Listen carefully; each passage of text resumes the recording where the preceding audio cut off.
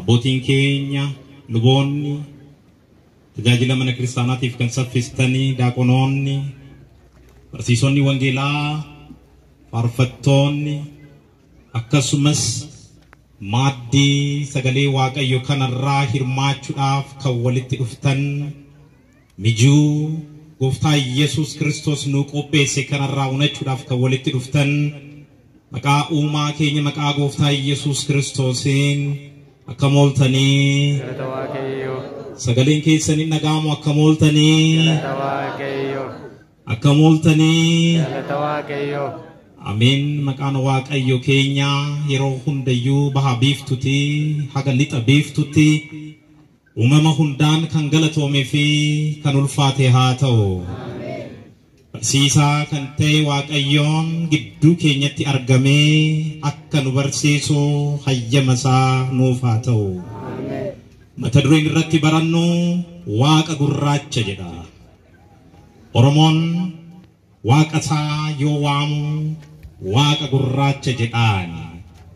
Gurraacha garaa garbaa, leemmoo garaa taliilaa, eemmoo garaa annanii tokkicha qixxee dhibbaa tokkicha maqaa dhibbaa jedheetu waaqa isaa moggaasetoo ittiin waammata. Amma gaa kan Oromoon waaqa gurraacha jedhu kunii fi manni kiristaanaa ammoo waa'ee waaqaa barnoonni isheen barsiistu hidhanni inni qabu maalidha kan jedhu xinxaluun barbaachisaa ta'ee waan argameef mata duree kanarratti kan barannu ta'a. Oromoon waaqni gurraacha yoo jedhu waa'ee bifaatii miti kan inni haasa'aa jiru. Waa'ee qalama fuulaatii miti kan inni haasa'aa jiru. Waa'ee amala waaqayyooti. Isa abbootiin keenya theology keessatti yoo nu barsiisanii attributes of God amaloota waaqayyo jennee baranna sana yoo ibsu waaqa gurraacha garaa garbaa leemmoo garaa taliilaa eemmoo garaa annanii jedheetu ibsata. Kanaaf Oromoon waaqa gurraacha yoo jedhu maal jechuu isaatii kan jedhu erga laallee booda isumaan wal qabsiisnee ammoo kan Oromoon akkana jedheetu amanu sana laalchisee kitaabni qulqulluun maal jedha kan jedhu ilaalla. Inni duraa waaqni gurraacha yoo jedhu beekumsa namaatii olii jechuu isaati. Bifti gurraachi bifa ija namaatitti mul'atini. Mataa isaatiin bifti gurraacha jedhamu hin jiru. Garuu ijji keenya arguu baachuu isaa yoo nu gabaasu bifa gurraacha gara sammuu keenyaatti fida malee bifti gurraachi jedhamu gonkumayyuu hin jiru. Kanaafuu Oromoon waaqa gurraacha yoo jedhu akkuma wanna gurraacha keessa dukkana keessa wanni jiru hin mul'anne atis beekumsa keenya oli, atis hubannoo keenya oli, atis dandeettii keenya oli. Sammuun kamiyyuu qalbiin kamiyyuu daddeebisee si hubachuu hin danda'u yoo jedhu Oromoon aadaa isaa keessatti waaqayyoodhaan waaqa gurraacha jedha. Kitaaba qulqulluurra ammoo kana waliin wantoota hidhata qaban gaafa ilaallu faarfannoo 146 yookaan 47 irratti maal jedha? Gooftaan keenya hangafaa, humni isaas hangafaa, ogummaa isaafis lakkoobsa hin qabu jedha. Argaa jirtu Oromoon waaqni gurraacha yoo jedhu ati beekumsaa oli jechaa jiran isiniin jedhe. Ammoo faarfataan Daawit maal jechaanii jira? Ogummaan isaa hin safaramu, beekumsi isaa hin safaramu, ogummaa isaaf lakkoobsa hin qabu. Maal jechuudha? Madaalamuu hin danda'u. Isa nuti degree, diploma, master's, PhD jenneeto certificateidhaan, credit hour'idhaan, teesisii dhiyaateen madaaluun haala adda ta'e safartuudha ol akka ta'e yoo dubbatu faarfataan Daawiti ogummaan kee safartuudha olii lakkoobsan qabu lakkaanii kan itti ba'anii miti jedha. Inni biroo ammas faarfannoo 138 yookaan ammoo 39 lakkoobsa 17 haga 18 irratti maal jedha? Yaa Waaq jedha. Yaadni kee lakkoobsonni isaa akkamiin baay'atee jedha.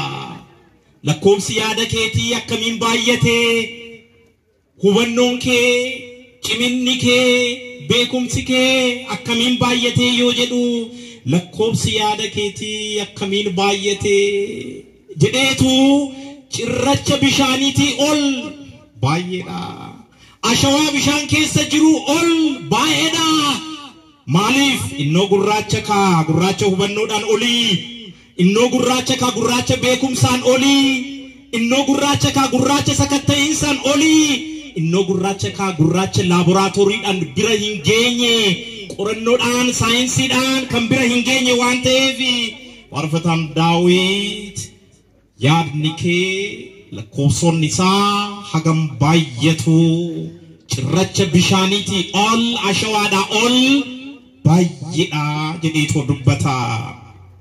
Inni lammataa Oromoon waaqni gurraacha yoo jedhu iddoo fi yeroodhaan kan hin daangofne jechuu isaati. Iddoodhaa fi yeroodhaan daangessinee bakka kana qofaa jira jechuun hin dandeenyu.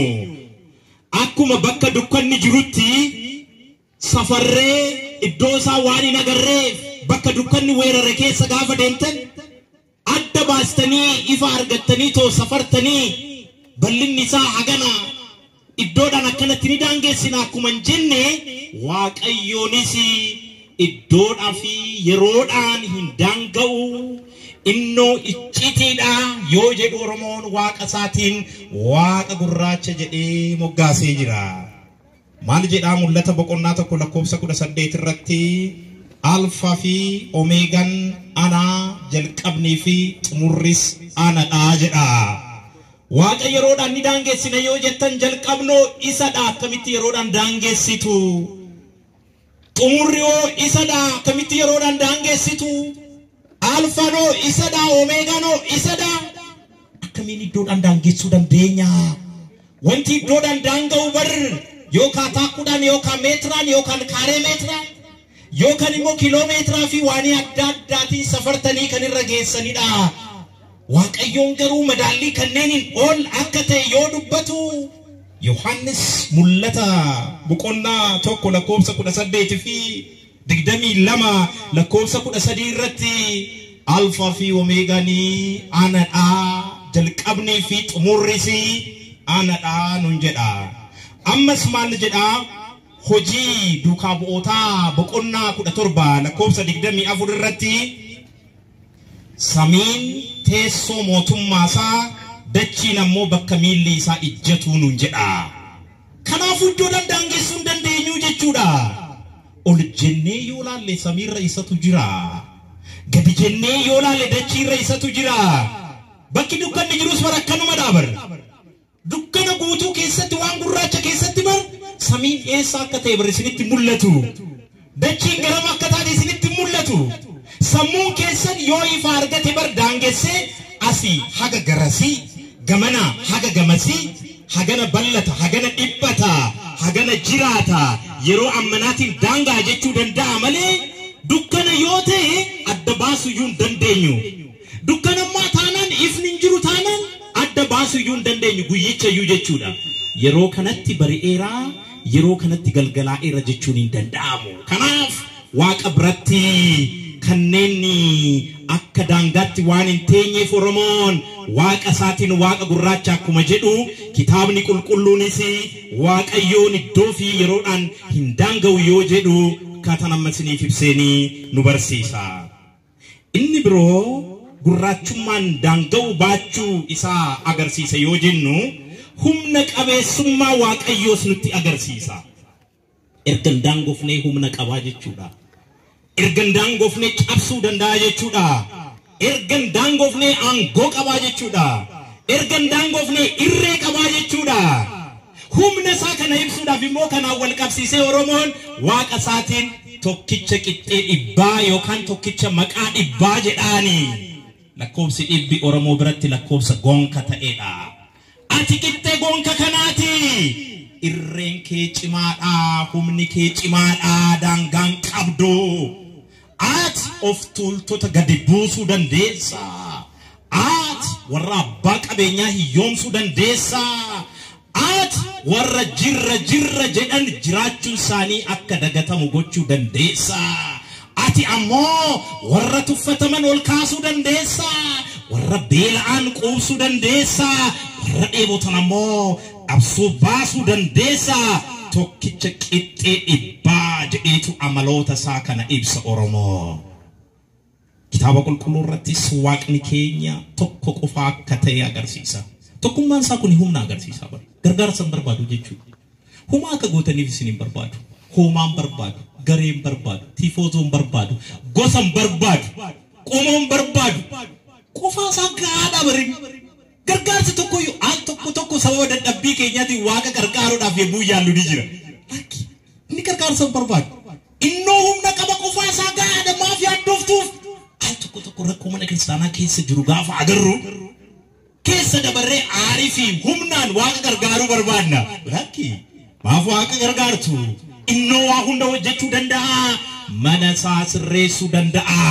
Har'a mukraaba miti torbanii sooma guddaa keessatti guyyaa itti gara mukraabaatti seenetoo warra mana daldalaa godhatanii mana qulqullummaa keessatti daldalan qacceedhaan garafee itti baasuu isaa torbanitti yaadannudha. Yoom sirraa laata kuni? Noomna qabeessa waaqa tokkicha qixxee dhibbaatiin hojjetanii eegna harka isaarraa. Yoom kana caalaa tajaajilli keenya bal'ata? Yoom ergamummaan galma ga'a? Yoom luboota hedduu horannaa? Yoom daaqonoota hedduu barannaa? Yoom ummanni keenya afaan isaatiin barateetoo gaabbii seenuu danda'a? Yoom hundi keenya mana kiristaanaa keessatti tajaajila jiru irratti humna guutuudhaan hirmaannaa? Gaafa waaqni jedhee noo tokkicha qixxee dhibbaati. Noo abbaa angootiin noo abbaa humnaati. Ermiyaas boqonnaa 23 lakkoofsa 23 haga 24 irraa ani jedha waaqa dhiyooti malee waaqa fagoo miti. Namni yoo dhokate ani nargui jedha. Argitanii humna qabeessa abbaa beekumsaa abbaa ogummaati jechuudha. Namni yoo dhokate ani nargui. Kan waaqa dhokatu jira hojii isaati. Kan yaada isaatiin waaqa dhokatu jira. Kan afaan isaa mi'eeffatee garaa isaa summii gochuudhaan waaqa dhokachuu danda'u jira. Faarfataan Daawit afaan isaa dha'aarra laafee garaa isaa keessa garuu hiriiratu ture waraanatu ture jedha. Kanaan warri waaqa jalaa ba'uu dandeenyu jira. Garaa waan baay'ee waan baatuuf nama jalaa dhoksuu dandeenya malee waaqa jalaa dhoksuun hin danda'amu. Raajichi kanaaf si jalaa kan dhokate hin jiru yoo jedhu yoo dhokate ani nargui samii fi dachiin kan guute ana miti jedha. Innumti tokkichi kun samii guuteera. Innumti tokkichi kun dachiirra guuteera. Innumti tokkichi kun sammuu keenya keessa ni jira. Innumti tokkichi kun onneen keenya waan deddeebisu ogummaa ittiin hubatu ni qaba. Seera uumaa boqonnaa 20 lakkoofsa 3 irratti maal jedha? Waaqni waaqa tokko akka ta'e yoo ibsu anaanala waaqni biraa sin barbaachisu yoo jedhu anaanala waaqni biraa siif hin ta'ini jedha. Waaqanala waaqni biraa nuuf hin ta'ini. Duratti barwaa'ee soomaa barachaa turre. Namoonni tokko garaan keenya nuuf waaqa nuu ta'ee jira. Namoonni tokko moo qabeenyi dachii kanaa maallaqni dachii kanaa nuuf waaqa nuuf ta'ee jira. Namoonni tokko ammoo tuulummaan keenya waaqa nuuf ta'ee jira. Kana keessaa haa baanu. Nuuf waaqni keenya tokkicha qixxee dhibbaa jennee kan waaqeffannu Kiristoos waaqa tokkicha qofa akka ta'e yoo nu hubachiisu seera uumaa boqonnaa 20 lakkoofsa 8 irratti anaanala waaqni biraa siif hin ta'ini. Nuuf hin taane ree jirana jireenya keenya keessatti mee haa ilaallu. Wantoonni nu mo'atan hedduun hin jiru.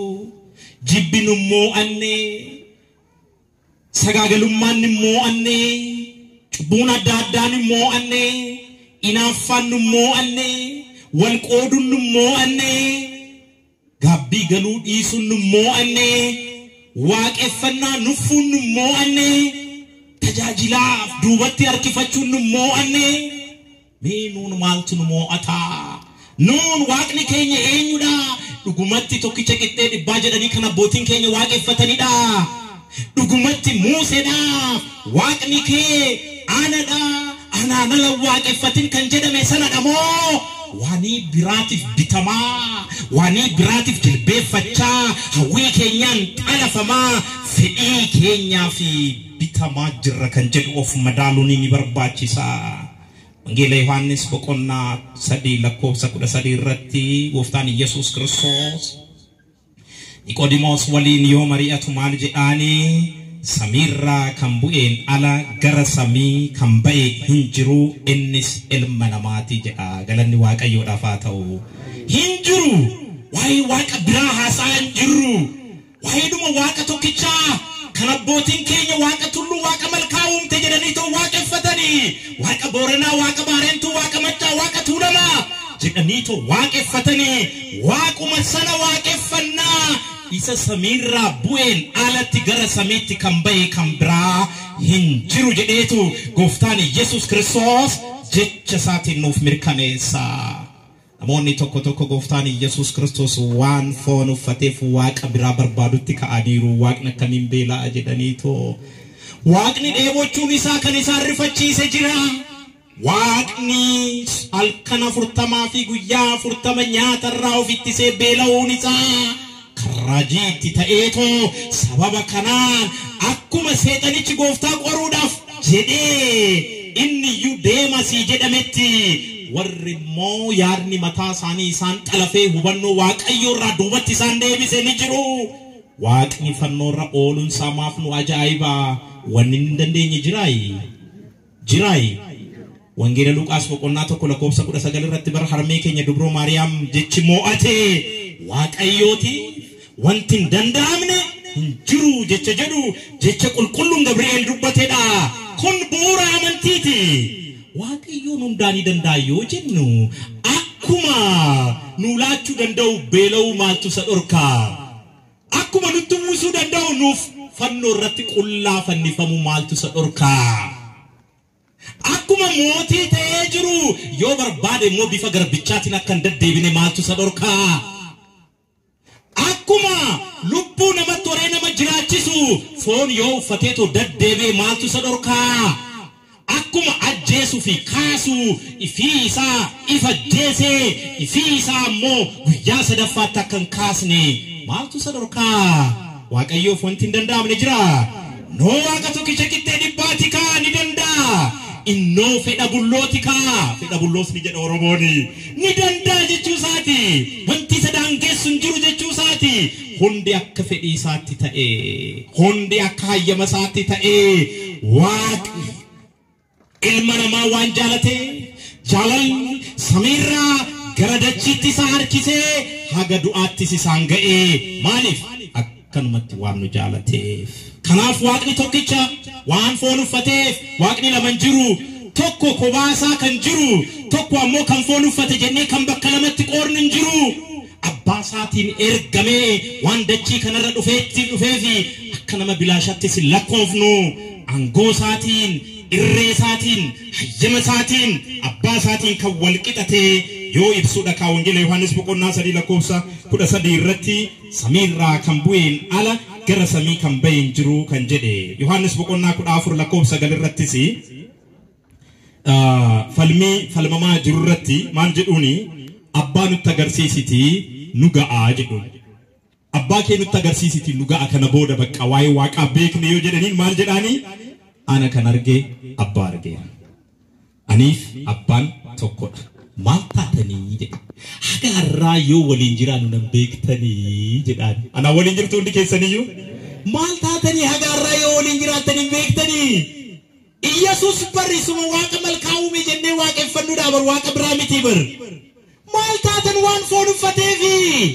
Yesuus barrisuma waaqa gurraacha jennee waaqeffannuudhaaf waaqa biraa miti bar. Maal taatan waan fannoorra ooleefi. Yesuus bari waaqa walaabuu uumte jedhaniitoo subii ganamaa bakka lamatti walaabuu hiruudhaan isa tokko samii fi samii ol isa tokko immoo dachii fi dachii godheetoo bishaan gurraacha yookaan bishaan walaaburraa kan uumama uume dhaabar. Waa'ee waaqa biraa isaa jira seetanii waa'ee dhuma waaqa abbootii keenya taasaa jirraa bar. Waa'ee dhuma waaqa abbootiin keenya waaqeffachaa jiranii taasaa jirraa bar. bar garuu akkamitti haasa'aa jirra irra caalaa ifa nu ta'ee haasa'aa jirra irra caalaa nutti dhiyaate irra caalaa nu waliin nyaate irra caalaa nu waliin dhugee foon keenyarraa foon lubbuu keenyarraa lubbuu fudhatee agarreetu waa'ee isaa haasofna inni arfaffaan kaasnu Oromoon waaqni gurraacha yoo jedhu kan hin jijjiiramne ta'uusaa agarsiisuudhaaf maaliifi gurraacha ta'ee garaan isaa immoo maalidha garbadha gurraacha garaa garbaa jedhaan yoo barbaade immoo gurraacha garaa cabbii jedhaan yoo barbaade immoo gurraacha garaa adii jedhaan kun hunduu maqaa Waaqayyooti yoo alaalaaltan gurraachadha garaan immoo cabbii yoo alaalaaltan hin mul'atu garaan immoo adiidha yoo alaalaaltan hin mul'atu garaan immoo garba isaaf fayyinsa raawwatee jedha ciqileen isaa maalidha qulqulluu irreen isaa maalidha qulqulluu humni isaa maalidha qulqulluu aangoon isaa maalidha qulqulluudha Isaayyaas boqonnaa 6 irratti bar qulqulluu jedhaniitoo teessoo isaa baatanii sodaa fi kirkiruudhaan kan galateeffataniif bar kanadhaa bar kirubeelii fi Israafeel teessoo isaa baatanii qulqulluu jedhanii kan galateeffataniif bar kanadhaa qulqullinni isaa kallattiidhaan aangoo isaa waliin hidhata qabadha inni gurraacha akka waaqatii jedha gurraacha akka waaqatii jechuun maal jechuu isaati arjaadha gara laafessa qulqulluudha nama gaariidha jechuu isaati yoon kanaaf waaqni gurraacha yoo jedhu Oromoo maal jechuu isaati arjaadha innoo gaariidha innoo gara laafessa innoo dhiifama isinii taasisa innoo isin jaalata jechuu isaati lammaffaa Phexros boqonnaa 1:15 irratti ani qulqulluu waanan ta'eefi isinis qulqulluu ta'aa jedhamee bu'uura barreeffameen jireenya keessan hunda keessatti qulqulluu ta'aa jedha Waaqayyoon nu haa gargaaru niyoo qulqulluudha akka Waaqaatti jennee of gaafachuun gaariidha deddeebi'uun keenya bariisa fakkaachuudhaaf bar gonkummaa yookaan amalummaadhaan odoon ta'in kennaadha Mimmo waaqarraa qulqullina ni fudhanna kennaadha warri qulqulloota ta'an danuudha akka urjii samii warra baay'atanidha ammoo nuyi abbootii keenya kanatti ba'aa jirraay jireenyi keenya gaabbii qabaay fooniif dhiiga gooftaatti deddeebi'aa jirraay waan dubbannu oodiit ni goona waan hojjennu oodiit ni goona waan raawwannu oodiit ni goona waan yaadnu oodiit ni goona qulqullummaa kanatti akkamiin haa guddadhu jennee karoorfannee tarsiimoodhaan socho'aa jirramoo fedhii fi hawwiidhuma addunyaa kanaan qofa xalafamneetoo qulqullina kanarraa fagaachaa jirra yoo waaqni keenya gurraachadhaa maaf isatti ba'uu dadhabna yoo waaqni keenya arjaadhaa ni dandeessu nun jedheera anaan hordofaa jedheera ana fakkaadhaa jedhee seera looyootaa boqonnaa 19 lakkoofsa 1 irrattis nutti mee jira isa fakkaachuuf maalidha kan yaalaa jirru kan jedhu of gaafachuun barbaachisaadha qulqullina kana waliin wal qabsiisee Oromoon maal jedhaa waaqa isaa yoo waamu leemmoo garaa taliilaa jedha na wajjin jirtu hundi keessaniyyuu garaan isaa maalidha taliila jechuun maal jechuudha bishaan qarruu jechuudha miti burqaa waraabdanii guddanne isin bara waan baadhalattan itti burqaa waraabnee guddanne kanaafuu bishaan mboorofni maal akka jedhamu hin beekna qarruu jedhama amma ida bishaan qarruu jechuu danda'a namni amma baambaa fayyadamaa too guddate jechuudha qarruu qulqulluu kan hin boorofu jaalalli isaa hin boorofu olaantummaan isaa hin boorofu kasoominni isaa hin boorofu nu gargaaruun isaa hin boorofu haqa qabeessummaan isaa hin boorofu qarruu bara hedduudhaaf dhangala'aa ture bishaan jireenyaa qarruu isaa dubartittiin ishee warra Samaariyaa waliin haasa'aa turte kanarraa yoo dhugde gonkumayyuu hin dheebottu jedhame innoo bishaan jireenyaa bishaan qarruudha ulfinnii fi galanni Waaqayyo keenyaaf haa ta'u bishaan qarruu kanarraa dhugaa tasgabbaa'a gammoojjiin addunyaa kanaa hundeen addunyaa kanaa nama dadhabsaa dadhabbii hedduu qabaa gammoojjiin addunyaa kanaa gar malee nama dheebossaa cubbuun addunyaa kanaa nama dheebossaa fedhiin addunyaa kanaa nama dheebocha garaa nama hin ga'u bar mee warri cubbuu raawwannu cubbuu yoo raawwannu cubbuun garaa nu ga'eetti dhiifna ammas cubbuun tokko cubbuu biraa dhala cubbuun tokko cubbuu biraa dhala cubbuun tokko cubbuu biraa dhala fedhiin foonii bari numu bar fedhiin tifooni akkuma walii galaatti kan hin dhumnedha. Kan garaa nama ga'u taliila gooftaa Yesuus Kiristoos jedhamudha. Kan garaa nama ga'u leemmoo garaa taliilaa kan jedhame waaqa gurraachadha. Kan garaa nama ga'u kan nama quubsuu danda'u bishaan jireenyaa kana waan ta'eef jiran itti dhiyaannee warra haa dhugnu. Maal jechuudha itti dhiyaannuni? Haa tajaajilluudha, haa gaabbinuudha, fooniif dhiiga gooftaa haa fudhannuudha. Jireenya hafuura waarratti haa hirmaannuudha, haa soomnuudha, haa sagarnuudha, haa jilbeeffannuudha. Kanaaf waaqni qulqulluudha yoo jennu akkaataa kanaan gurraachummaa isaa agarsiisa. Xumuraan jira. Qabxiin inni dhumaa waaqayyoon qulqulluudha yoo jennu hangafummaa isaa agarsiisa. Dhiifama waaqni gurraacha yoo jennu maal isaa agarsiisa? Hangafummaa isaa agarsiisa. Akka aadaa Oromootti dukkanni hangafa. Na wajjin jirtu? Hin sodaatinaa. Amani waa'ee dukkanaa fi waa'ee gurraachummaa kana seexana wajjin wal qabsiifnee dhagaa waan turreef amma akkamii wanni kun lammii gurbaan jedhamu tokko jiraas fuuldura kiyya gurraacha hin kolfa baay'ee gammadeera har'a isumaan bilisa baate. Hoolota irraa dhufee amma maal jechaa jirraa dukkanni immoo hangafa akka Oromootti. Dura dukkanatu uumame. Dukkana booda maaltu uumame? Ifatu uumame. Kanaaf waaqa gurraacha yoo jennu maal jechuu keenya? Ati dursaadha kan si dursu hin jiru. Ati hangafa kan si dursu hin jiru. Maaliif? Injiila Yohaannis boqonnaa 1:1 dursa eenyu ture jedha. Jechatu ture jedha. Jechi kun eenyu ture jedha? Waaqayyo ture jedha. Kanaafuu waaqichi hangafa jechuudha. Maaliif? Dursee waaqayyoon samii fi dachii uume jedha seera uumaa boqonnaa 1:1. Kanaafuu walaabuun uumamuu isaatiin dura eenyu ture jechuudha? Waaqayyoodha. Walaabuu waan jedhu isinii galeera. Walaabuu jechuun garba guddaa yeroo duraatiif uumamni irraa argamedha. Walaabuu kanarraa uumamni hundi bahe. Uumaan walaabuu dhaabaatii jedha Oromoon. Walaabuu kana waaqayyoon bakka lamatti ba'ee jedha aadaan Oromoo. Inni tokko bu'uuran duratti ibseen samii fi isaa ol kan jiranidha. Inni biroo ammoo dachii fi dachiidhaa gadi kan jiranidha. Waaqayyoon kanneen akkamitti akka uume akkuma agarsiisu aadaa Oromoo keessatti gara seera uumaas gaafa dhuftanii seera uumaa boqonnaa 1:2 maal jedhaa? Duraan dursee bishaan gurraachatu ture jedha. Na wajjin jirtu hundi keessaniyyuu walaabuu kanaan Oromoon bishaan maal jedhan isiniin jedhe duratti? Bishaan gurraacha jedhaan isiniin jedhe. Amma immoo Museen maal jedhaa?